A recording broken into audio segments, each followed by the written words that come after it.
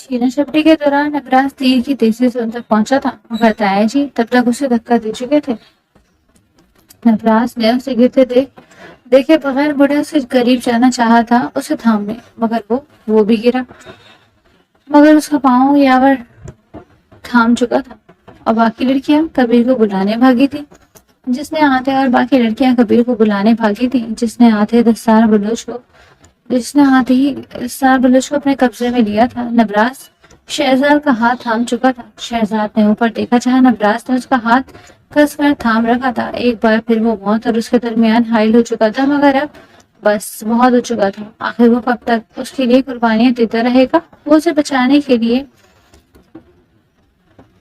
भरा इस वादी से लटक गया था जब कोहनी इस नुकीले कटे दरख्त पर टिका रखी थी जो उसके बाजू में पूरी तरह बेबस होता उसके हाथ की गिरफ्त कमजोर कर रहा था। उसकी आंखें लबालब आंसुओं से भरी हुई थी। उसके चेहरे पर रकम तकलीफ शहजाद से मख्फी न थी।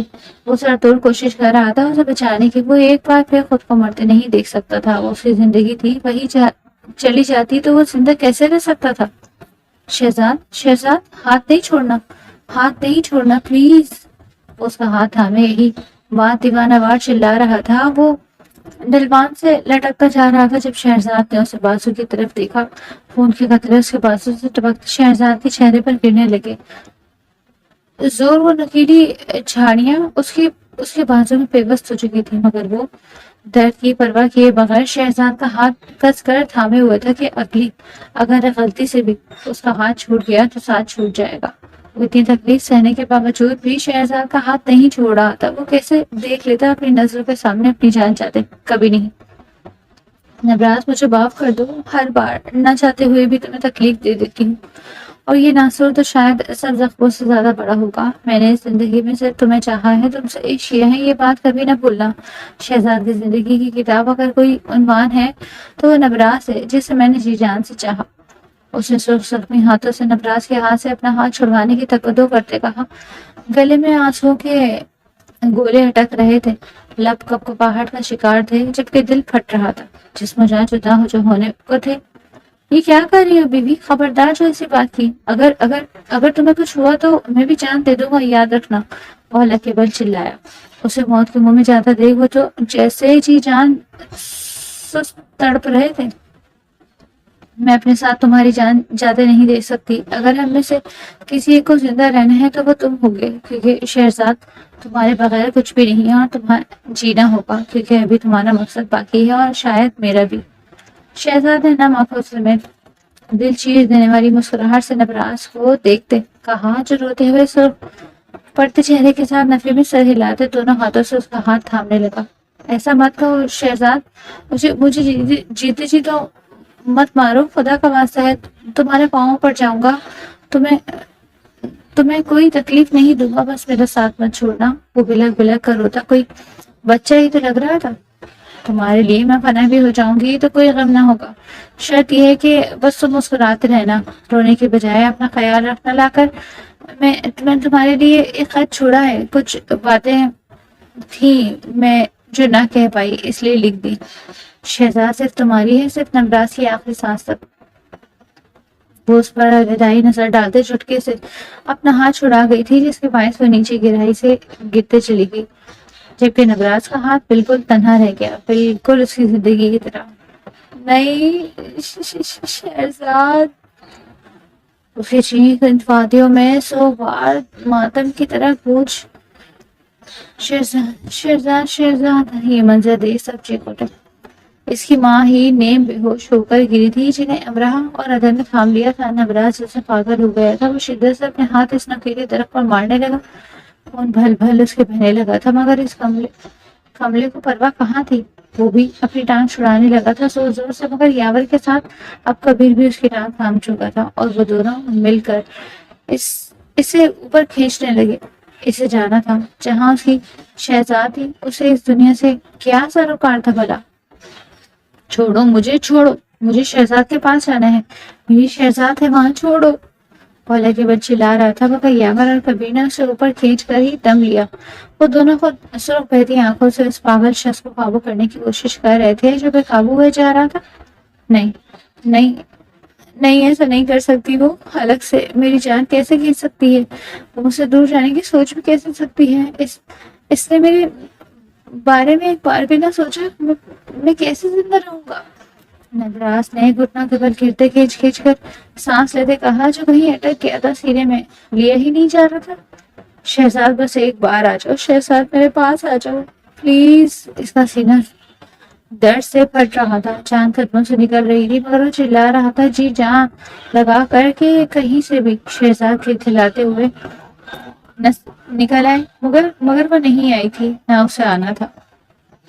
تم ادھر آؤ، تمہاری تو بہت سنی ہے نا وہ، تم اس سے کہو، بولو پلیز آ جاؤ یار، مجھے سانس نہیں آ رہی اس کے بغیر۔ اس نے یاور کے دونوں کالر تھام کر سانس لینے کی کوشش کرتے کہا جو ناممکن امر لگ رہا تھا۔ یاور نے اسے کس کر تھام رکھا تھا اور زبردستی گلے سے لگایا۔ صبر کرو نبراس، حقیقت کو تسلیم کرو، وہ ہمیں چھوڑ کر جا چکی ہے، کبھی نہ واپس آنے کے لیے۔ یاور نے اسے ہوش دلاتے کہا جس طرح وہ بکھرے ہوئے شیر کی طرح اسے دور دھکیلتے جا چکا تھا۔ بکواس بند کرو اپنی، اگر شہزاد کے بارے میں تم نے ایک بات بھی ایسی کہی تو یہی کھڑے جان لے لوں گا تمہاری، سمجھا تم؟ زندگی ہے وہ مجھے، میری شہزاد چھوڑ کر کہیں نہیں جا سکتی، وہ یہی ہے، آخر اپنے نبراس کو تنہا چھوڑ کیسے سکتی ہے وہ جانتی ہے کہ وہ اس کے بغیر ایک سانس نہیں لے سکتا، وہ اس کے بغیر جینے کا تصور بھی نہیں کر سکتا کیونکہ وہ ختم کر لے گا، تو پھر وہ مجھے چھوڑ کر کیسے جا سکتی ہے، آخر کیسے؟ وہ نیچے بیٹھ کر شدت سے روتے ہوئے بولا تھا، دونوں ہاتھوں سے زمین کو نوچتے ہوئے، وہ کوئی دیوانہ لگ رہا تھا۔ ایک بار پھر اٹھتے اس نے اس دہلیز کی طرف جانا چاہا جس سے ابھی شہزاد نیچے گری تھی، مگر آنند فانانی کبیر اور یاور سلطان اس کو پھرتی سے تھام چکے تھے۔ وہ وہاں سے چھلانگ لگانے کی کوشش کر رہا تھا، مگر کبیر اور یاور سلطان اس چیز کو ناممکن بنا رہے تھے اور اس کو گھسیٹ کر دور لے جانے لگے، اور جہاں دستار بلوچ کھڑے تمسخرانہ نظروں سے نہیں دیکھ رہے تھے، نبراس کی نظر جو اچانک ان پر پڑی تو وہ بکھرے ہوئے شیر کی طرح پاگل ہوا تھا اور ان پر ٹوٹ پڑا تھا۔ وہ ایک کے بعد ایک مکالات کیا نہ تھا جو اس نے ان پر برسائے نہ تھے، اور ان کی عمر کا لحاظ کیے بغیر وہ ان پر پل پڑا۔ یہی وہ شخص تھا جو شہزاد سے دور کرنے کا سبب بنا تھا، تو اس کو وہ زندہ کیسے چھوڑ سکتا تھا؟ جب اس کی شہزاد سانسیں لینا چھوڑ سکتی تھی تو وہ اس کے قاتل کو زندہ چھوڑ کر اس کی روح کو تڑپتے کیسے دیکھ سکتا تھا؟ تیری ہمت کیسے ہوئی میری شہزاد کو موت کے گھاٹ اتارنے کی؟ تو نے میری شہزاد کو مارنے کا سوچا بھی کیسے؟ میں تیری جان لے لوں گا، آج تو میرے ہاتھوں ضائع ہو جائے گا۔ بہت منمانیاں کر لی تو نے، پہلے میرے باپ کو مارا، پھر میری ماں کو مارا، اور پھر مجھ سے میری قیمتی شے مجھ سے جدا کر دی، اور اب میری بھی جان لے لی تو نے اس کے لیے تو میں تجھے کبھی نہیں بخشوں گا۔ نبراس زور سے ان کا گلا گھونٹتے ہوئے بولا تھا، جو خون ہو چکے تھے، ان کو بری طرح نیل پڑ چکے تھے، نبراس کے بار وہ سہ نہ پائے، وہ نیم بے ہوش ہو گئے۔ اس سے پہلے کہ وہ ان کی جان لے لیتا، یاور سلطان نے اسے الگ کر دیا تھا۔ بولی بھی پہنچ گئی تھی جن کو یاور سلطان نے ہی بلایا تھا، وہ دستار بلوچ کو فوراً اس کے ہاتھ چھڑاتے ہوئے لے جا چکے تھے۔ باقی کے اہلکار شہزاد کے وجود کو ڈھونڈنے کے لیے اسپیشل ٹیم کے ساتھ رسیاں باندھتے ہوئے نیچے اترے تاکہ وہ شہزاد کو دریافت کر سکیں، جو آج کی اندھیری رات میں ناممکن لگ رہا تھا۔ وہ سب شدت سے دعا ہوتے کہ کہیں سے وہ مل جائے، مگر کافی گھنٹوں کی دیکھ بھال کے بعد بھی ان کو شہزاد کا کہیں نام و نشان تک نہ ملا، اور وہ سب مایوس لوٹ آئے۔ مگر نبراس کے لبوں پر ایک ہی کلمہ تھا کہ وہ واپس آئے گی، وہ ضرور آئے گی، وہ اسے تنہا نہیں کر سکتی۔ یاور سلطان اس کو زبردستی حویلی واپس لے آیا تھا، جہاں وہ ان سب کو دھکا دیتے ہوئے اپنے کمرے میں بند ہو چکا تھا۔ میری شہزاد، تم مجھے چھوڑ کر جا ہی نہیں سکتی، یہ سب پاگل ہیں۔ بھلا وہ تو اپنے نبراس کو اتنا چاہتی ہے کہ اتنا بڑا نثر کیسے دے سکتی ہے بھلا؟ اسے چھٹکتے گھٹے کی طرح زمین پر سکڑ کر بیٹھتے بولا، جبکہ اسے ایک دم یاد آیا، لاکر میں تمہارے لیے خط چھوڑا ہے۔ اس بات کی بات سچ اس کے کانوں میں بار بار ٹکرانے لگی تھی، جس پر وہ پاگلوں کی طرح لاکر کی طرف لپکا اور کپکپاتے ہاتھوں سے لاکر کھولنے لگا۔ چابی بار بار اس کے ہاتھوں سے چھوٹ رہی تھی، لیکن آخرکار کو لاکر کھولنے میں کامیاب ٹھہرا، اور اس میں سے ایک خاکی رنگ کا لفافہ نکالا تھا جس میں شہزاد کا خط تھا۔ یقیناً اس سے ناک کے قریب کرتے اس خط میں سے شہزاد کی خوشبو جو اس کی آنکھوں میں آنسو لانے کا سبب بنا، اس سے خط کھول کر پڑھنا شروع کیا۔ راز یہ لفظ پڑھتے ہی جیسے اس کے کانوں اور منہ میں مٹھاس دھل گئی، اس نے تڑپ کر اطراف میں دیکھا جیسے شہزاد نے واقعی اسے پکارا ہو، مگر وہ کہیں نہ تھی۔ جانتی ہوں جب یہ خط تمہیں ملے گا شاید میں تمہارے پاس جاؤں گی، مگر آنکھ میں آنسو مت لانا ورنہ یقیناً مجھے دکھ ہوگا۔ اس کے آنسو ٹپ ٹپ اس خط پر برس رہے تھے۔ تمہارے ساتھ گزارا یہ عرصہ میرے لیے کسی قیمتی دولت سے کم نہ تھا، تمہیں پا کر جیسے میں نے دنیا کی ہر نعمت پالی تھی۔ اب بہت ہو گئی محبت بھری باتیں، اب تم ذمہ دار بن جاؤ، اپنی سرداری سنبھالو اور وہ کام کرو جو تمہیں میری طرح کرنا ہے۔ لوگوں کو انصاف دلانا ہے، اس دنیا سے برائی کو ختم کرنا ہے، مظلوم کو انصاف دلا کر داتار بلوچ حکومت ختم کر کے۔ وہ اس کے حکم دینے پر ناموقع سے مسکرایا تھا۔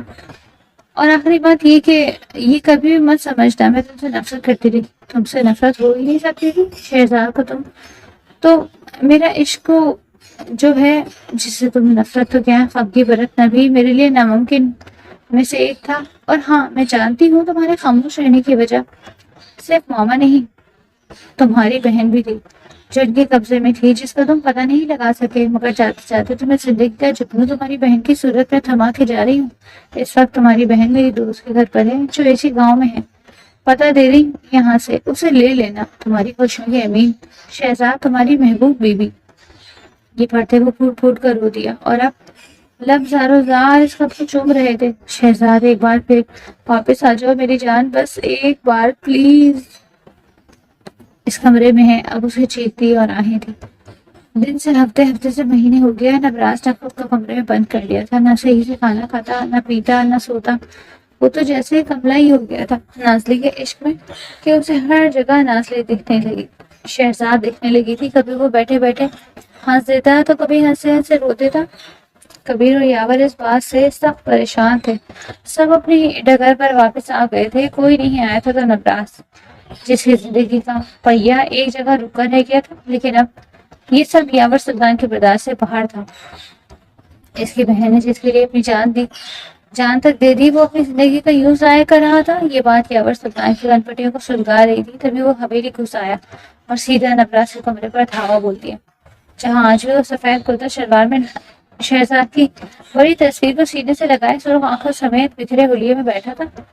کیا حال بنا رکھا ہے تم نے اپنا؟ میری بہن کی جان کی قیمت ہے کہ تم اپنی زندگی کی یوں ناقدری کر رہے ہو؟ تمہیں سچ میں شہزاد سے پیار ہوا ہی نہیں، اگر تمہیں شہزاد سے پیار ہوتا تو تم آج یوں اس حال میں نہ بیٹھے ہوتے، کم از کم اس کی جان ضائع نہ ہو جاتی۔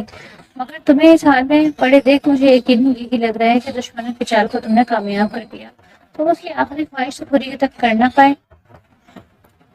کیا کہا تھا اس نے تم سے؟ مانگا ہی کیا تھا؟ آخر سرداری سنبھالنے کو کہا تھا، اور اپنی بہن جس کو اس سے سر توڑ کوششوں کے بعد بچایا تھا تم نے اس کو ہی مڑ کر نہ پوچھا، اس کو دیکھنے کی بھی زحمت نہ کی کہ وہ کس حال میں ہے؟ ٹھیک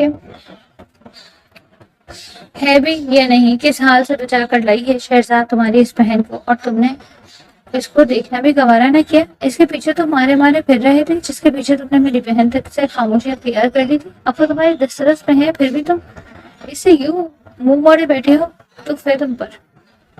یاور سلطان نے سے شہزاد کی تصویر کو چھینتے ہوئے کہا تھا۔ ایسی بات نہیں، وہ نماخوں سے اس کی طرف دیکھتے ہوئے بولا تو یاور سلطان نے اس کو جھنجھوڑ کر کھڑا کرا اور پورا ہلا ڈالا۔ تو پھر کیسی بات ہے؟ تم ہی بتا دو مجھے، آخر کیوں تم نے یہ روگ پال رکھا ہے؟ جب میری بہن تمہیں یوں سکتے ہوئے دیکھ نہیں سکتی تھی تو تم یہ حال بنا کر اپنا کیا ظاہر کرنا چاہتے ہو؟ کیوں تکلیف دے رہے ہو میری بہن کی روح کو؟ اگر تم اس کی زندگی میں اس سے وفا نہ کر پائے، کم از کم اس کی روح کو تو سکون بخش دو۔ یاور سلطان نے جیسے رکھ کر اس کے چہرے پر موقع مارا تھا کہ وہ 2 قدم لڑکھڑا کر پیچھے گرا، مگر اس سے یہ ہوا کہ اس کی عقل ضرور ٹھکانے آ گئی تھی۔ وہ جو 1 مہینے سے یوں بے یار مددگار پڑا تھا، یاور سلطان کی بات اور جیسے اس کے دماغ پر بالٹی بھر پانی ڈال دیا تھا، جس سے اسے پوری ہوش آ چکا تھا اور وہ تعصب سے اپنے حلیے اور اپنے حالت کو دیکھ رہا تھا کہ اس نے شہزاد کے جانے کے بعد اسے کہے گا پاس بھی نہ رکھا۔ اگر تم چاہتے ہو کہ میری بہن پرسکون ہو جائے تو اپنی سرداری سنبھالو اور اپنی بہن کا علاج کرواؤ، جس سے سب سے زیادہ تمہاری ایسا ضرورت ہے۔ امید ہے کہ اب تمہاری عقل ٹھکانے آ گئی ہوگی اور مجھے کچھ کہنے کی ضرورت نہیں۔ یاور سلطان نے پلٹتے ہوئے اوپرے لہجے میں کہا تھا، جب ایک دم سے نبراس سے بھاگتے ہوئے کس کر اسے پیچھے سے گلے لگا لیا تھا۔ یاور سلطان جہاں تھا وہاں کھڑا رہ گیا، قدم جیسے زنجیر ہو گئے تھے، گلے میں آنسوؤں کا گولا اٹکتا ہوا اس کی آنکھیں بھی سرخ کر گیا۔ وہ اسے یہ بھی نہ کہہ پایا تھا کہ وہ بھی شہزاد کو اسی شدت سے یاد کر رہا ہے جس شدت سے نبراس یاد کر رہا تھا، مگر فرق صرف اتنا تھا کہ اس نے خود کو سنبھال رکھا تھا مگر نبراس سنبھال نہیں پا رہا تھا، اور اس کے لیے یاور سلطان کو سخت پڑنا ہی تھا۔ اس نے پلٹتے ہوئے نبراس کو کس کر گلے لگا دیا اور دونوں کی آنکھوں سے خاموش آنسو بہنے لگے جن کا کوئی نام نہ تھا۔ پھر کیا تھا اگر وہ مرد تھے تو، لیکن ان کا دکھ تو سانجا تھا نا۔ 2 سال بعد، شہزاد کے جانے کے 2 سال بعد، نبراس سرداری سنبھال چکا تھا۔ اس عرصے میں وہ اس قوم کا بہت مشہور سردار بن چکا تھا جس کو آس پاس کے علاقے کے نہ صرف ہر سربراہ بلکہ بچہ بچہ جانتا تھا، اور سب گواہ تھے کہ اس نے کم وقت میں اتنا اچھا راج قائم کیا تھا جہاں عورت پر بری نظر تک اٹھا کر نہ دیکھا جاتا۔ ہر ملازم کو اور مظلوم کو اس کا حق ملتا تھا۔ وہ منصف بنا تھا۔ اس کی بیوی آخری لمحوں میں اس کو یہی نصیحت کر کے گئی تھی، اور وہ اس پر پورا اترا۔ یاور سلطان کے ہوش پر آنے کے بعد جو اس نے پہلا کام کیا تھا وہ اپنی بہن کے پاس جانے کا تھا، مگر اس کی حالت دیکھ کر اس کے دل پر جیسے کسی نے چھریاں چلا دی تھی۔ وہ جس حالت میں پائی گئی تھی، اور شہزاد کی دوست اس کو پہلے ہی آگاہ کر چکی تھی کہ وہ مرد ذات تک سے نفرت خوف کھانے لگی ہے، وہ اس حالت کو کیسے پہنچی وہ سمجھ نہ پایا، مگر اس کی بیوی اس سب سے واقف تھی۔ وہ یہ ضرور جان گیا تھا اس کی بہن اس حادثے کے بارے میں کوئی بات نہ کرتی تھی۔ اس بات سے وہ کتراتی تھی۔ وہ جب بھی یہ بات شروع کرنے کی کوشش کرتا وہ خوف کھا کر کمرے میں بند ہو جایا کرتی تھی۔ اس لیے نبراس نے اب تنگ آ کر یہ بات کرنا ہی چھوڑ دی۔ وہ اسے غصے والوں کو بری طرح سزا دلوانا چاہتا تھا، مگر بات تو تب تھی جب وہ اس کو کچھ بتانے پر راضی ہوتی۔ وہ اس کو کچھ بتانے پر راضی ہی نہیں ہوتی۔ پھر نبراس کیسے روم نکالتا اس کے مجرموں کو؟ وہ صرف اتنا جانتا تھا کہ وہ اس گاؤں سے نہیں آئی تھی، بلکہ وہ دور کسی گاؤں سے آئی تھی، لیکن کہاں سے یہ اس کو معلوم نہ تھا۔ 10 سال برس کو عمر قید کی سزا ہو چکی تھی، جبکہ حویلی میں باقی لوگ اب نبراس کے رحم و کرم پر تھے۔ وہ جو کما کر لاتے نبراس کو دیتے، کیونکہ نبراس ہی اس گاؤں کا سردار تھا۔ ان لوگوں کو جو بھی کرنا تھا اس کے حکم کے انڈر ہی رہ کر کرنا تھا۔ حویلی کی خواتین آج تک اسی طرح کام کر رہی تھی جس طرح شہزاد ان کو کام پر لگا کر گئی تھی۔ اگر وہ اس میں بالکل چوٹ چنا کرتی تو نبراس ان کو آرام سے یہ حویلی چھوڑ جانے کا کہتا، جس پر وہ لب سی کر ویسے ہی کام کرتی رہتی جیسے شہزاد کہہ کر گئی تھی، اور یہ بات ان کو جیتے جی اندر ہی اندر جلاتی ضرور تھی، مگر اب ان کی اکڑ وقت کے ساتھ ساتھ زائل ہونے لگی تھی۔ ان کی زندگی بہت جلد پلٹا کھانے والی تھی، اس سے وہ سبھی انجان تھے۔ نہیں چھوڑو مجھے، بخش دو، جانے دو، میں ایسی لڑکی نہیں ہوں۔ وہ لڑکی گڑ گڑاتے ہوئے ان لڑکوں سے بھیک مانگ رہی تھی جو کاس کا دوپٹہ چھین کر اپنے ہاتھ پر لپیٹ چکے تھے اور اب اسے لٹا کر اس پر قبضہ کر رہے تھے۔ تو کیسی لڑکی ہے ہمیں بتا، یا ویسے بن جائیں گے؟ وہ بے باکی اور عیاری سے کہتے اس کے اوپر جھکے۔ ان میں سے ایک مکروہ فطرت شخص جب اس کے لبوں پر جھکنے لگا تو پیچھے سے ٹھا کی آواز سب کے کان چیر گئی تھی، اور ٹھک کے ساتھ وہ مکروہ شخص ٹھک سے اس لڑکی پر گرا تھا، خونوں خون ہو کر، جس پر اسے دلخراں چیخ گونج اٹھی۔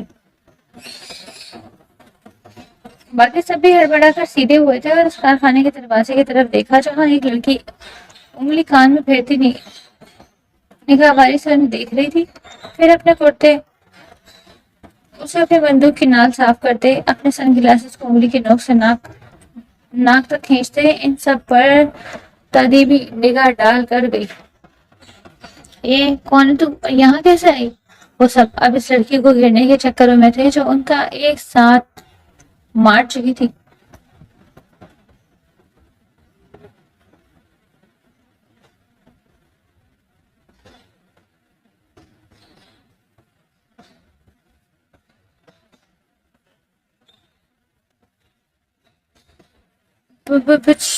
اپن کو نہیں جانتا تم لوگ؟ اپن بولے تو رانی نام تو سنا ہی چوگا تم لوگوں نے۔ وہ اپنے موالی انداز سے بولی تو سب کے غصے کا پارا ہائی کر گئی تھی۔ اے لڑکی، تو نے اچھا نہیں کیا یہاں آ کر، اب تو بھی اپنی عزت سے جائے گی۔ ایک لڑکا اس پر جھپٹا تھا جب اگلے ہی پل اس نے بندوق رکھ کر اس کی کنپٹی پر مارتے اس کے سر سے خون کا فوارہ اڑا دیا۔ اور بیٹا تو اپنی جان سے، اس نے تمسخرانہ نگاہوں سے اسے نیچے گرتے تڑپتے وجود پر نفرت سے تکتے کہا۔ اور کون آنا چاہے گا؟ अपन से दो दो ہاتھ کرنے اور بھائی لوگ اپنی چوڑیاں اتار کر آنا. اپن کو اپنی ذات سے لڑتے تھوڑا بےعزتی فیل ہوتا رہے. وہ دوسرے لفظوں میں انہیں عورت کہہ رہی تھی جو کسی گالی سے کم نہ تھا.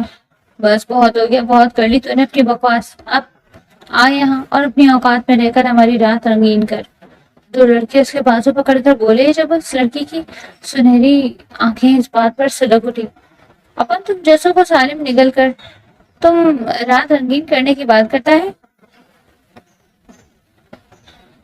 انے آتے ہی پل کڑاک سے ان کی ہڈیوں کو جڑ سے اکھاڑتے چٹکتے ہوئے کہا, جس پر وہ چیختے چلائے تھے نیچے گرنے مرنے کے در پہ تھے. مگر اس لڑکی کا غصہ تھا کہ شانت ہونے پر ہی نہیں آ رہا تھا. چھوڑ ہمیں کم وقت ہمارا سائیں تمہیں چھوڑے گا نہیں. جب وہ آئے گا تیرے پھر پتہ چلے گا کتنی زبان چلتی ہے تیری. وہ اسے مہراج راجپوت کا ڈراوا دیتے بولی.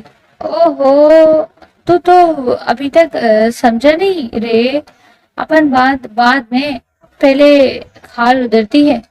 وہ رکھ کر اس کے منہ پر تھپڑ مارتی بولی. کون ہے تم؟ اس لڑکی نے زخمی لڑکی کو باہر نکلتے ان لڑکوں کے گرد پیٹرول چھڑکتے لائٹر سلگاتے کہا, جس پر ایک لڑکا خوف و ہراس سے چلاتے ہوئے بولا, ارے ابھی تو بتایا راجا کی رانی. میں بولے تو تم جیسے لوگوں کی برائی کا انت.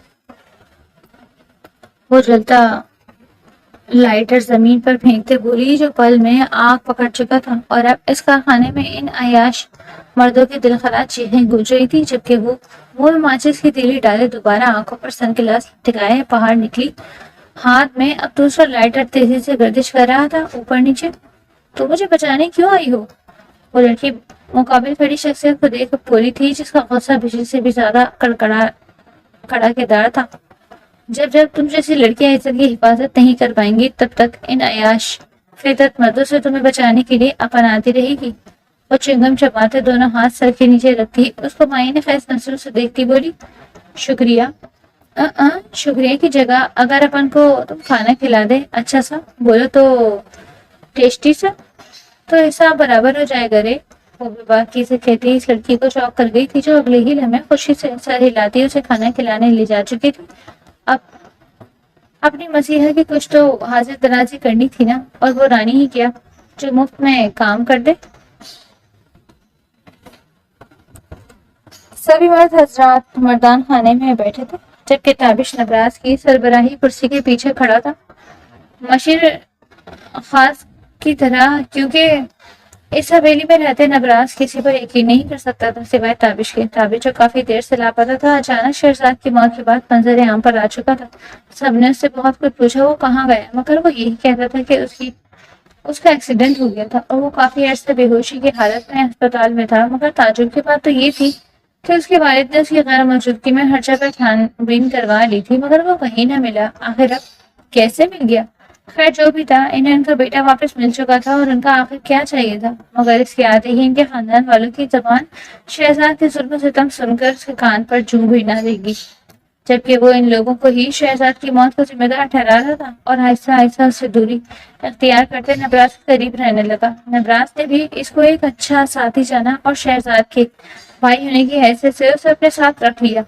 اب اس کا کام یہ تھا کہ وہ ہر طرح سے معلومات اس کے گوش گزار کرتا, اس کے خاص کام کرتا تھا, چاہے وہ کسی کو انصاف دلوانے جانا ہو یا پھر کچھ اور.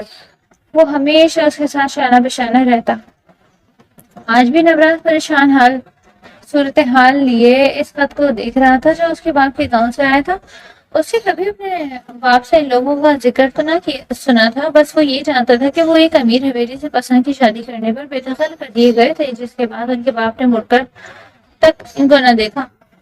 اب آج اپنے دادا کا یہ خط پڑھ کر اس کے اندر کوئی احساس سے اجاگر نہ ہوئے تھے.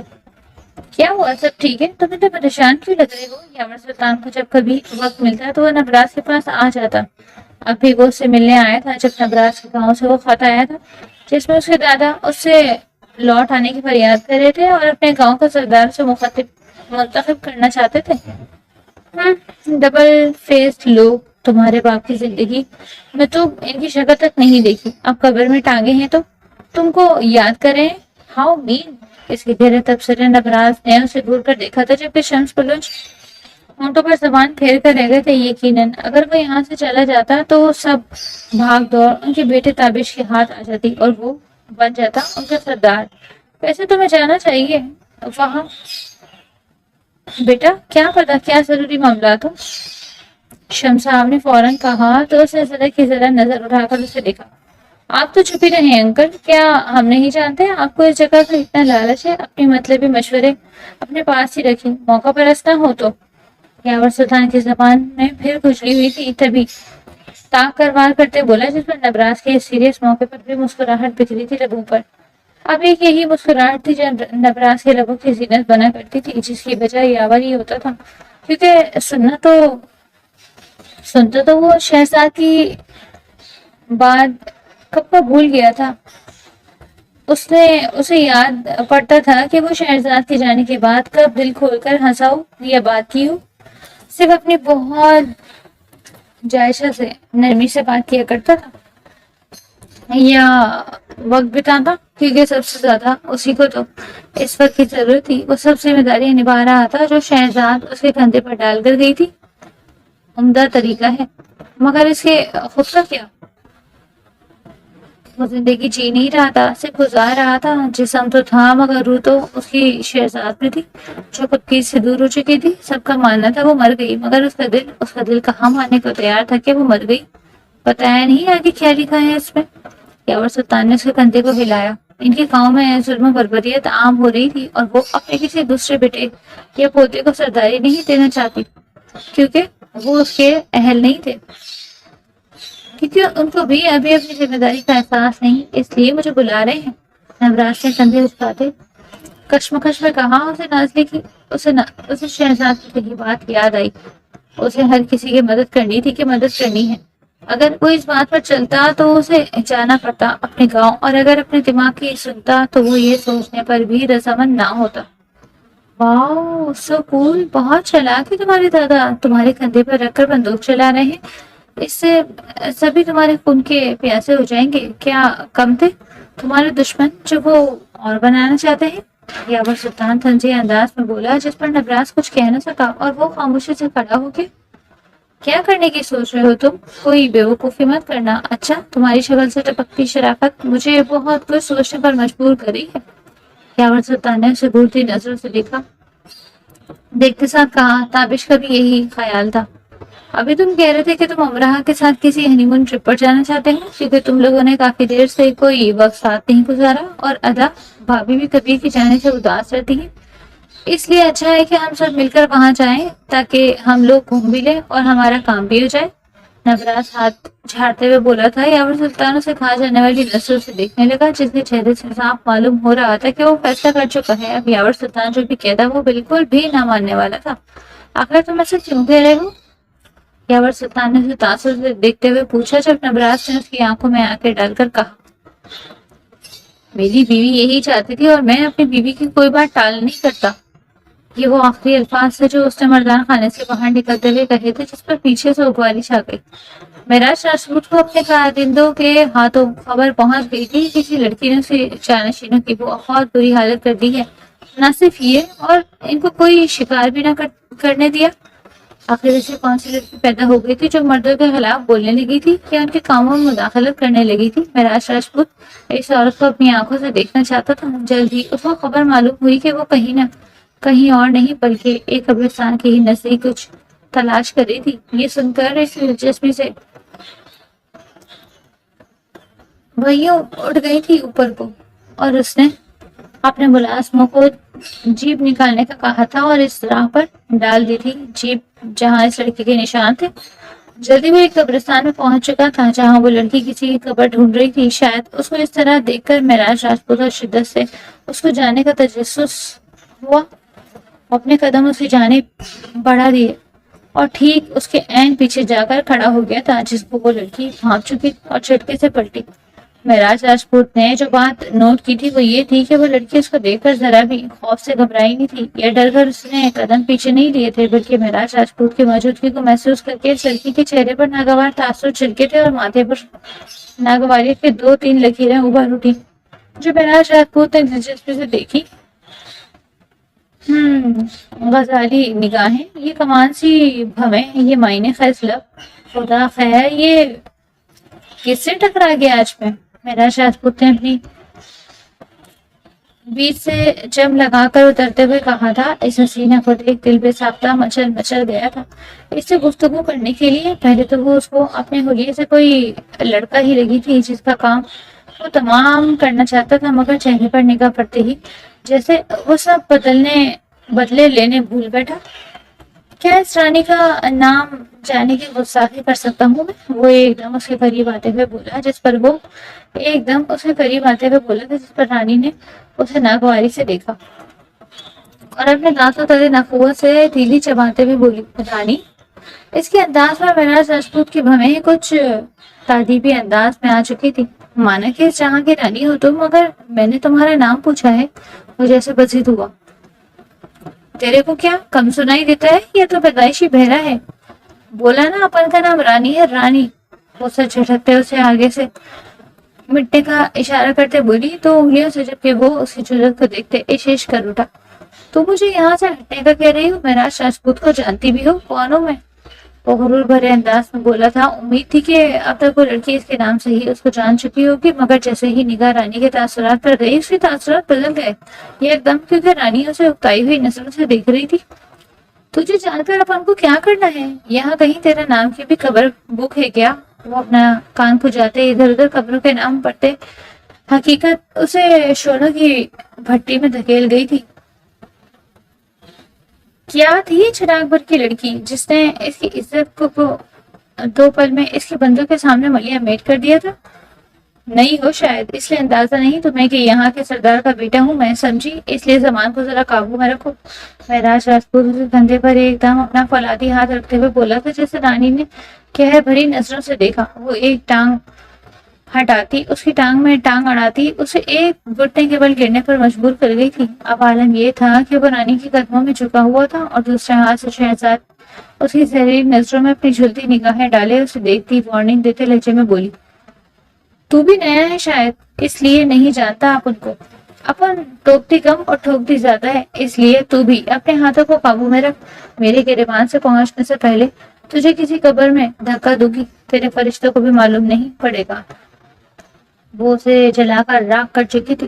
اس کو دھکا دے کر وہ وہاں سے لمحوں میں غائب ہو چکی تھی۔ اس کے بندے شہزاد کے پیچھے جانے کے لیے تھے، مگر جب مہراج راجپوت نے ہاتھ دکھا کر انہیں روکا، جانے دو لڑکی، میں کچھ تو بات ہے جو مجھ سے ٹکرا گیا، اور نہیں عورتوں کی کیا مجال میرے سامنے آنے کی۔ اب مزہ آئے گا آنے والا اس کھیل میں۔ وہ مونچھوں کو تاؤ دیتے بولا اور ہاتھ جھاڑتے اٹھ کھڑا ہوا۔ رانی جو طرف سے ٹیک لگائے بیٹھی تھی، اچانک اس سے خوشگوار انداز میں آنکھ کھولی تو سامنے موجود شخصیت کو دیکھ کر ایک دم اس کا ترا نکل گیا۔ اتری کی ابے کون ہے تو؟ اپن کا پورا جان ہلا ڈالا۔ وہ سینے پر ہاتھ رکھ کے سامنے موجود شخص کو دیکھ مشکوک لہجے میں بولی، صدقے انداز کیا بدلا آپ نے، اب تو مجھے ہی بھول گئی میڈم جی۔ کوئی اپنا عاشق کو بھول سکتا ہے کیا؟ یہ تو ناانصافی ہے جی۔ اس کے آگے دونوں گھٹنوں کے بل جھک کر بیٹھتے بولا، جس پر رانی کے ماتھے پر تیزی آئی۔ کیا بول رہا ہے آپ؟ ان کا بھیجا مت خراب پر، کون سا عاشق؟ اپن پہلی بار مل رہی ہے تیرے کو؟ وہ ایک ایک لفظ دانت کچکچا کر ادا کرتی بولی، وہ بھلا کیوں فری ہو رہا تھا اس سے، اور کس شخصیت سے ملا رہا تھا اسے؟ تو اب جھوٹ بھی بغیر لڑکھڑائے بولنے لگی ہیں آپ؟ کیا اتنی نفرت بھرتی ہے میرے گھر والوں کے رویے نے؟ وہ زخمی لہجے میں بولا۔ شیردل بولو، 2 سال سے اس کی تلاش میں مارا مارا پھر رہا تھا، جب سے اس نے سنا تھا کہ اس کے باپ نے مارا تھا شہزاد کو، وہ پاگل ہو اٹھا تھا۔ وہ تو اس جگہ شہزاد کو دیکھ کر خوش شوق تھا، مگر یہ وہی تھی؟ ایسے کیسے ممکن تھا؟ روح بدل جانے سے وہ بھی بدل جاتی جو وہ بہو تھی تو وہی۔ بک بک مت کر، کون سا گھر والے، کہاں کا پرانا معشوق ہے تو میرا؟ پوائنٹ پر آ، مقصد کیا ہے تیرا؟ جیسے سیدھی ہوئی، دل کی نظر سے دیکھیں گی تو آ جاؤں گا یاد۔ سچ بولے، محبت نہیں دکھتی میری آنکھوں میں آپ کو؟ اس کا ہاتھ اپنے دل پر رکھتے ایک دم قریب آتے بولا تو وہ ہڑبڑا کر رہتے، فی الحال تو بے شرمی ہی دکھ رہی ہے۔ وہ اس کو گھٹتے بولی تو وہ بے بسی سے لب کاٹتے رہ گیا۔ کیوں ہیں آپ اتنے کٹور دل؟ وہ جیسے دل کے ہاتھوں مجبور ہوا. تو یہاں سچ مچ کر کے اپنا بھی ٹائم ضائع کر رہا ہے اور میرا بھی ٹائم ضائع کر رہا ہے. میں رانی ہے رانی، سمجھا تو؟ تیری محبوبہ نہیں. اس لیے چلتا پن یہاں سے، اور آئندہ مجھ کو نظر مت آئی، ورنہ یہی تیرے بھیجے میں 2 گولیاں ٹھوک کر تجھے یہی گاڑ دے گی. اس وقت شہرت سے بولی تو ایک دم شیر دل بلوچ کی ہنسی نکل گئی تھی اور وہ آنکھیں موندے کھلکھلا کر ہنسنے لگا، جیسے بہت دیر بعد ہنسی نصیب ہوئی ہو، اور خوشی سے آنکھیں کھول کر اس کو دیکھنے لگا.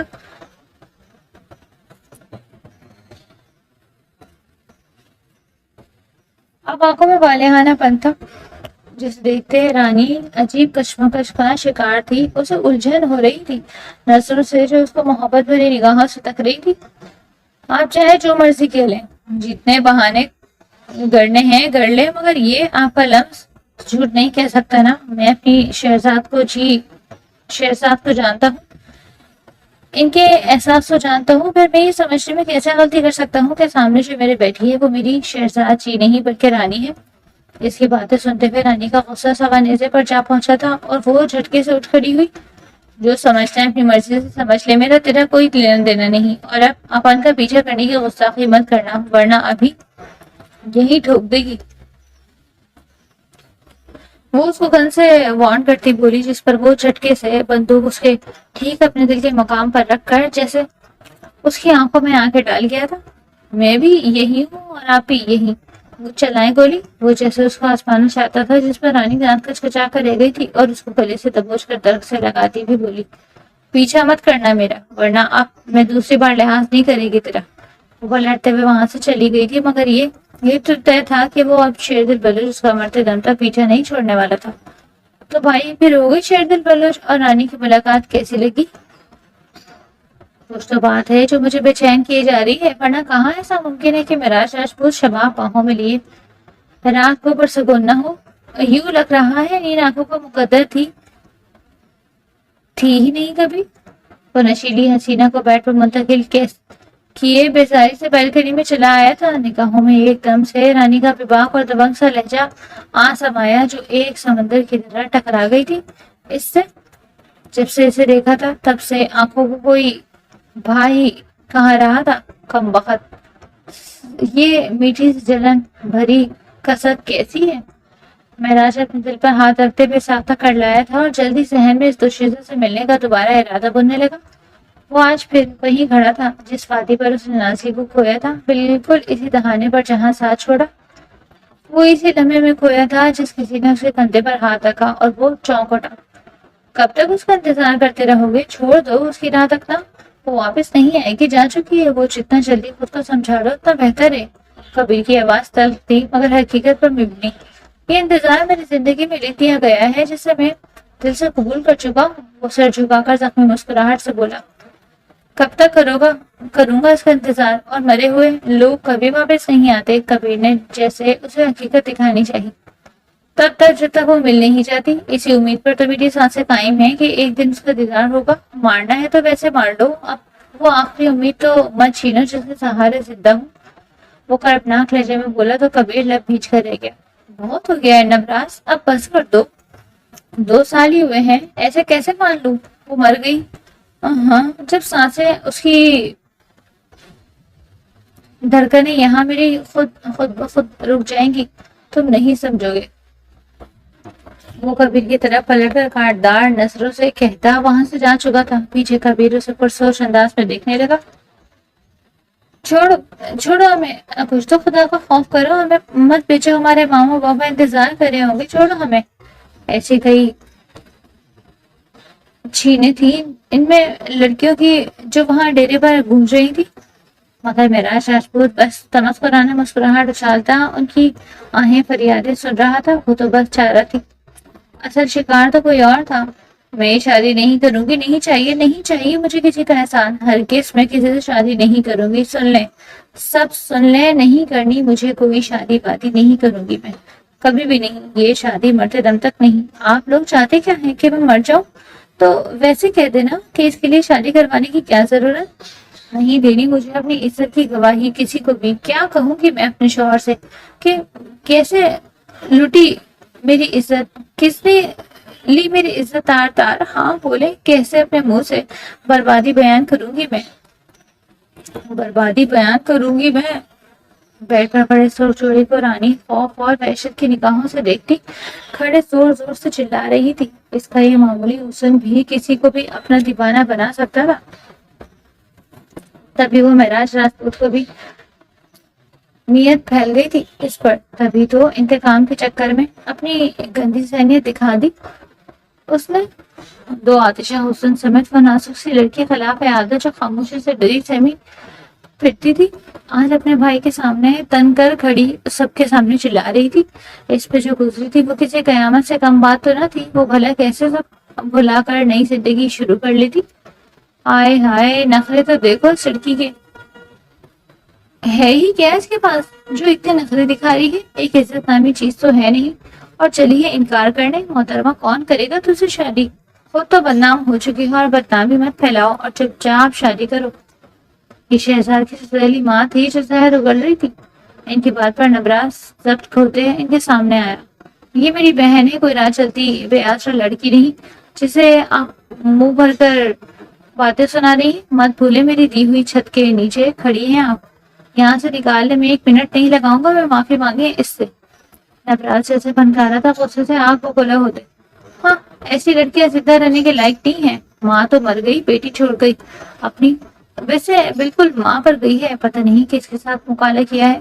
پیچھے سے شہزاد بلوچ کی ماں جو تماشا دیکھ رہی تھی, نبراس کی بدزبانی پر وہ آبا ہوتی رانی کے قریب گئی تھی اور اسے تنزیہ نگاہوں سے دیکھتی برچی سے وار کرتی یک بولی, مگر رانی کو جیسے درد کا کوئی احساس نہ ہوا تھا. ان کے یہ لفظ چاقو کی طرح اس کے دل پر وار کر رہے تھے, مگر روح بلبلا رہی تھی. زبان تو سیدھی گئی تھی جیسے. میں نے کتنی دفعہ کہا تھا کہ میں نے کچھ نہیں کیا ہے, بے قصور ہوں, زیادتی میرے ساتھ ہوئی ہے. کیوں سمجھ نہیں آتی آپ سب کو, کیا کروں جو آپ سب کو یقین نہ جائے. وہ اپنے لہو لہان ہوتے ہاتھ ان کے سامنے جوڑتے ہوئے بولی تھی جو وہ پہلے ہی زخمی کر چکی بری طرح. مستقل لڑنے سے اس کا جسم شل ہو چکا تھا, جبکہ اس کے چہرے پر اب ہر قسم کے تاثرات سے پاک تھا. اس کے چہرے پر بس اپنی سچائی کا یقین دلانے کی جستجو تھی. لیکن یہاں تھا کون جو اس کا یقین کرتا. میری جان کیوں ان سنگ دلوں کو یقین دلا رہی ہو. میں ہوں نا, مجھے تم پر یقین ہے. ان کی اوقات تو خود ٹکی کی نہیں, یہ تمہیں کیا جج کریں گے. نبراس پھٹتے دل کے ساتھ سینے سے لگاتے بولا, تو بھی کیوں کروا رہے ہیں میری شادی. بوجھ ہو تو مار کیوں نہیں دیتے ایک ہی بار.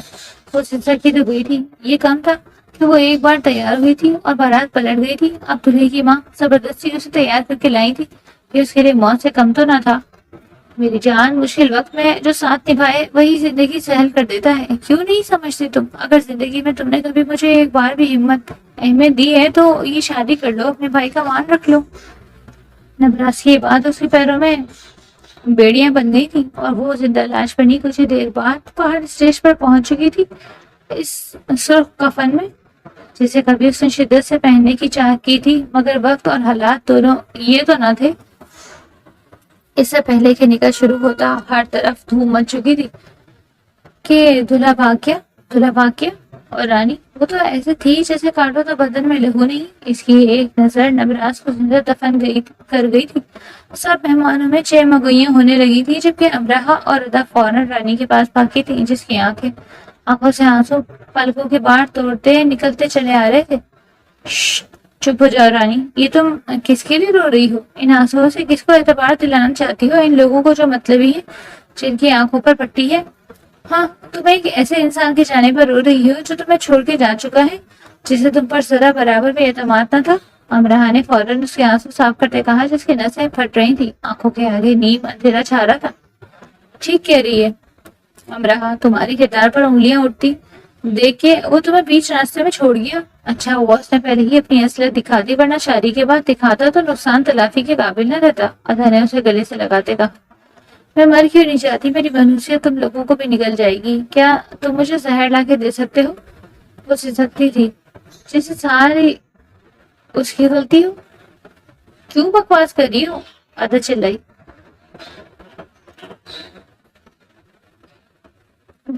بیچاری کون کرے گا اسے شادی؟ بہت سے لوگوں کی زبان پر یہی بات تھی جب ایک کونے سے ایک مردانہ پرکشش آواز گونجی، اپن کرے گا اسے شادی؟ یہ مولوی کی در ہے۔ سب اس نوجوان کی بات پر سن کر ششدر رہ گئے تھے، جانے اس بدکردار لڑکی سے شادی کرنے کا مطلب کیا تھا؟ اے باس، یہ کیا کر رہا ہے تو؟ اس طرح کیسے کسی انجان لڑکی سے شادی کرنے کو راضی کیسے ہو سکتا ہے؟ اپن لوگ تو شادی کھانے آئے تھے مفت کی، تو مفت دلہن اڑانے کے چکروں میں ہے، اور کیا گارنٹی ہے اس لڑکی کی کردار یہاں کے لوگ انگلیاں اٹھا چکے ہیں؟ تیرے کو ہمارے لیے یہی بھابھی ملی ہے کیا؟ راجا کا چیلا اسے کندھے پر ہاتھ رکھتا پوچھنے لگا۔ کہنے کو وہ لوگ باس اور ملازم تھے، مگر منا اپنے باس راجا پر جان دیتا تھا، بھائی جو بنا رکھے تھا۔ اس نے منا کو، تیری بھابھی بنے گی تو یہی بنے گی، بائی گاڈ، ورنہ ساری عمر بھابھی کی شکل کو ترسے گا۔ راجا مسکرا کے اس سے گویا ہوا تھا، نہ جانے اس نے کچھ ہی لمحوں میں یہ فیصلہ کیسے کیا تھا وہ نہیں جانتا تھا، لیکن وہ اپنی آنکھوں کے سامنے کم از کم اس لڑکی کے ساتھ تو غلط ہوتے نہیں دیکھ سکتا تھا۔ ان نیلی آنکھوں میں چمک ابھری تھی۔ اپنے فیصلے پر دوسری جانب سامنے بیٹھی لڑکی مرے انداز میں اسے دیکھ رہی تھی، جو اب اس کا شوہر بننے والا تھا، مگر وہ اسے کیوں اپنانا چاہتا تھا؟ جب سب ہی اس کو ایک کرنگ گردانتے تھے، کون تھا یہ شخص جو سب جان کر بھی اسے شادی کرنے کا خواہش مند تھا؟ کیا وہ نہیں جانتا تھا کہ اسے بدکردار ڈکلیئر کر دیا گیا تھا؟ اپن کرے گا اس سے شادی۔ اس کے دوبارہ کہنے پر نبراس ہوش میں آیا تھا اور اسے قریب پہنچا۔ کون ہو تم اور کیا چاہتے ہو؟ نبراس نے مشکوک لہجے میں کہا۔ تیرے کو کم سنتا ہے کیا؟ اپن بولا نا شادی کرنا چاہتا ہے، تم کو اعتراض ہے تو بول بیڑو۔ وہ اپنے اصلی نخریلے انداز میں بولا تو وہ کشمکش کا شکار ہوا تھا۔ میں جانتا ہے تو اپنی بہن کے لیے شک و شبہات کا شکار ہو رہا ہے، مگر ایزی رہے، ٹینشن نہیں لینے کا، اپن ان دوگلے لوگوں جیسا نہیں ہے۔ تیری بہن کا خود سے بڑھ کر خیال رکھے گا، کیونکہ اپن اپنی ذمہ داری سے منہ نہیں موڑتا۔ اس کے لہجے کا کھردرا پن اور آنکھوں میں سچائی نبراس نے بخوبی محسوس کی تھی۔ یاد رکھو، اگر تم نے اسے دھوکہ دینے کی کوشش بھی کی تو جان سے جاؤ گے۔ نبراس نے اس کے کندھے پر ہاتھ رکھتے کہا تھا۔ اس نے سر خم کیا تھا۔ نبراس اگلے ہی لمحے رانی کے پاس پہنچا۔ میری جان، خوشیاں تمہاری منتظر ہیں۔ اس نے رانی کے سر پر ہاتھ رکھتے اسے ایک اور امتحان سے گزارنا تھا، اس کے سوا رانی کے پاس چارہ بھی کیا تھا؟ تبھی زخمی نگاہوں کو بیچتے ہزاروں آنسو اندر اتارتی لہو ہوتے دل کے ساتھ ایجاب کو قبول کرتی چلی گئی تھی۔ وہ اسے یہ نہ کہہ سکی کہ اپنی عزت تو وہ کھو ہی چکی تھی۔ اب اپنے بھائی کی عزت بچانے کے لیے وہ زہر کا یہ گھونٹ پی رہی تھی۔ کسی کی زندگی میں زبردستی شامل نہیں ہوتے۔ وہ اچھی طرح جانتی تھی کہ یہ شخص بھی اس سے محبت کی شادی تو نہیں کر رہا تھا، بلکہ وہ بھی اس پہ ترس کھا ہی رہا تھا، اسے شادی کر رہا تھا۔ یہ سوچ آتے ہی رانی اندر ہی اندر چڑھنے لگی۔ اس کو یہ بات اندر سے ختم کرتی جا رہی تھی، مگر وہ پتھر کی مورت بنی بیٹھی رہی، جبکہ ساتھ ہی نکل کے بعد وہ شخص بھی آ بیٹھا جس کے ساتھ اس کا نام جڑ چکا تھا، جس کا نام کوئی اور نہیں بلکہ راجا تھا۔ آج وہ راجا کی رانی بن گئی تھی، مگر وہ اپنی اس محبت کا کیا کرتی جس کی امید پر اس نے کئی سال گزارے تھے، جس سے اتنے سال محبت کی تھی؟ آج اس کو بلا کر کسی اور کا ساتھ تھام لینا مذاق تو نہ تھا؟ یہ شادی تھی جو دو لوگوں کے درمیان ایک معاہدہ ہوتا ہے، ایک دوسرے سے وفا کرنے کا۔ وہ کسی کے ساتھ نکاح میں رہتے ہوئے بے وفائی کے مرتکب نہیں ٹھہرنا چاہتی تھی۔ اسے سانس لینے میں دشواری ہو رہی تھی۔ جہاں نبراس اس کے لیے انتہائی خوش تھا، ساتھ ادا اور امراہ بھی وہیں حویلی والے اس کو دیکھتے حسد کا شکار تھے، جبکہ شہزاد کی ستیلی ماں اس کو یہاں بھی چلی گھٹی سنانے سے باز نہ آئی تھی۔ ہاں، نصیب تو دیکھو، کرم چلی کے مکالا کر گیا، آنے کے بعد بھی ایک اچھا شوہر نصیب میں آ گیا۔ اس کو تو اس کے پاؤں دھو دھو کر پینے چاہیے۔ وہ تو بس قرآن نظر سے رانی کو دیکھتے ہوئے بولی، جس پر ساتھ بیٹھے راجا کے کان میں چوکنے ہوتے اس کی طرف مڑے تھے، جبکہ اپنے نئے بنے شوہر کے سامنے اتنی تلخ بےعزتی پر رانی کا چہرہ سرخ پڑا۔ اس کا بس نہ چل رہا تھا کہ وہ زہر کھا کر مر جاتی، مگر موت حرام ہوتی تو وہ کب کا یہ امر سر انجام دے چکی ہوتی، لیکن ابھی وہ بے بس تھی، اس لیے لب کاٹ کر رہ گئی تھی اور آنسوؤں کو بمشکل اپنے گانوں پر بہنے سے روکا جب راجا کی سرد آواز گونجی جو اس کے جسم کو بھی پتھرا کر رکھ گئی تھی۔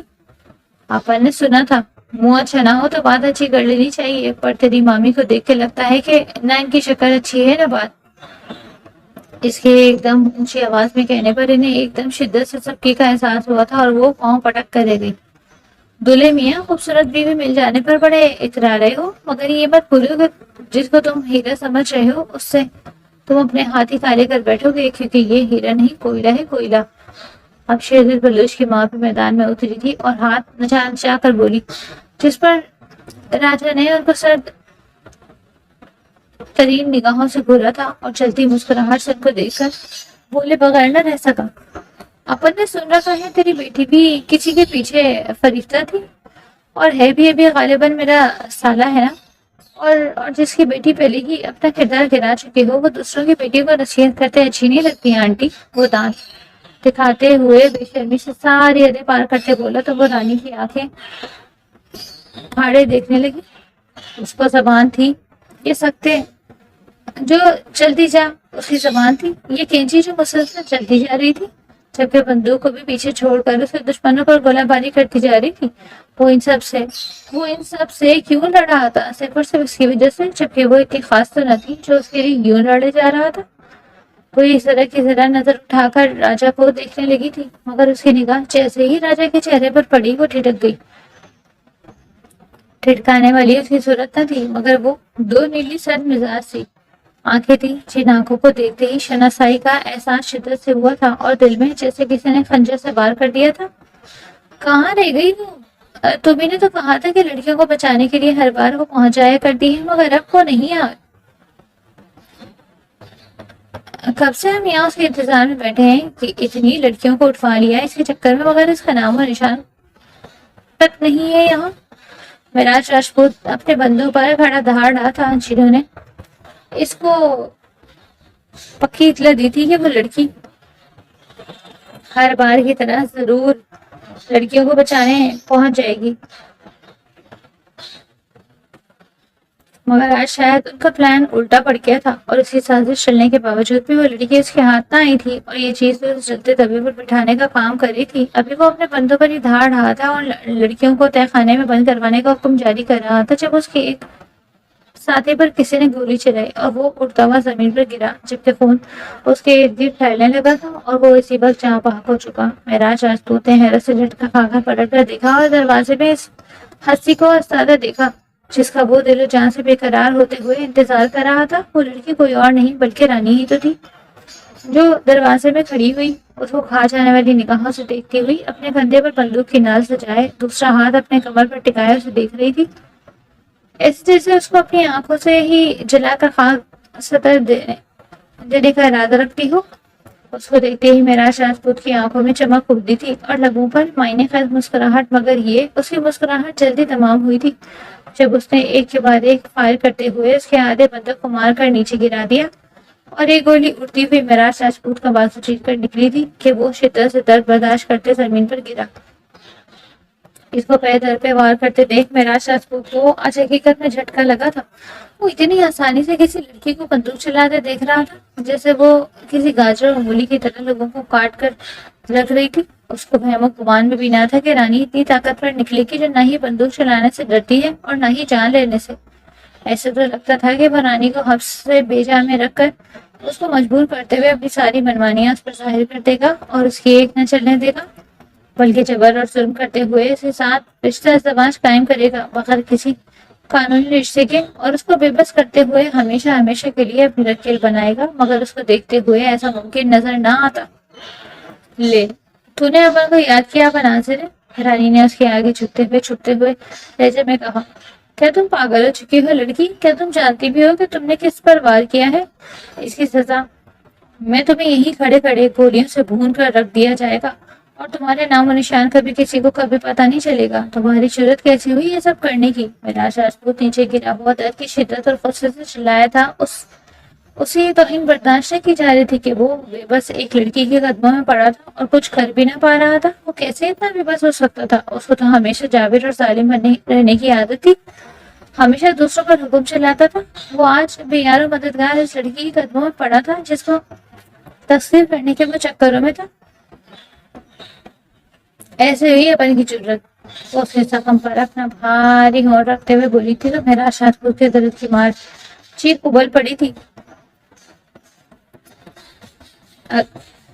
گلے سے جس پر وہ زہر خر مسکراہٹ لیے اس سے بولی کتنا آسان ہوتا ہے تم جیسے مردوں کے لیے عورتوں کو بے بس کرنا اور ان کو اپنے قابو میں کرنا. یہی خواہش تم ازل سے اب تک لے کر بڑے ہوتے مگر اپن کو بھی ایسے لوگوں کی خوش فہمیوں پر بالٹی بھر کر پانی پھیرنا اچھی طرح آتا ہے. تو جیسے کماش فطرت کے آدمی کو زندگی کا مزہ نہ چکا دیا تو اپن کا نام بھی رانی نہیں. وہ اپنے کالر ایک شان سے اکڑاتے ہوئے بولی تھی اور اس سے پہلے کہ وہ کچھ اور کہتی میرا راجپوت نے اس کو ٹانگ سے پکڑ کر ایک دم منہ کے بل گرایا تھا اور اس کے اوپر جھکا. اس کے دونوں بازوؤں کو زمین سے لگاتے وہ اپنا سارا وزن اس پر منتقل کر چکا تھا جس پر وہ سرخ چہرہ لیے اسے کھا جانے والی نظروں سے دیکھنے لگی. کون کس کو مزہ چکاتا ہے اور کس کی خوش فہمیوں پر پانی پھرتا ہے یہ تو وقت ہی بتائے گا. فی الحال تمہیں مجھ سے کون بچائے گا اس بات کا اندازہ تمہیں مجھ سے بہتر کوئی نہیں بتا سکتا. اس کے ہونٹوں پر چھپتا ہوا بولا تھا جب کسی نے اس کے سر پر وار کیا اور وہ ایک دم کراتا ہوا پیچھے کو لڑکھڑا چل گئے تھے اور ایک لفظ ہوا میں تحلیل ہوا. آگے کیا ہونے والا ہے؟ Any gases? جب تک 50 پوائنٹ ٹارگیٹ ڈن نہیں ہوگا رانی اور نمراز نہیں ملیں گے. ہمیں کامنٹ سیکشن میں آگاہ کریں آج کا ایپیسوڈ آپ لوگوں کو کیسا لگا اور بہت بہت معذرت لیٹ ہونے کے لیے. Thank you.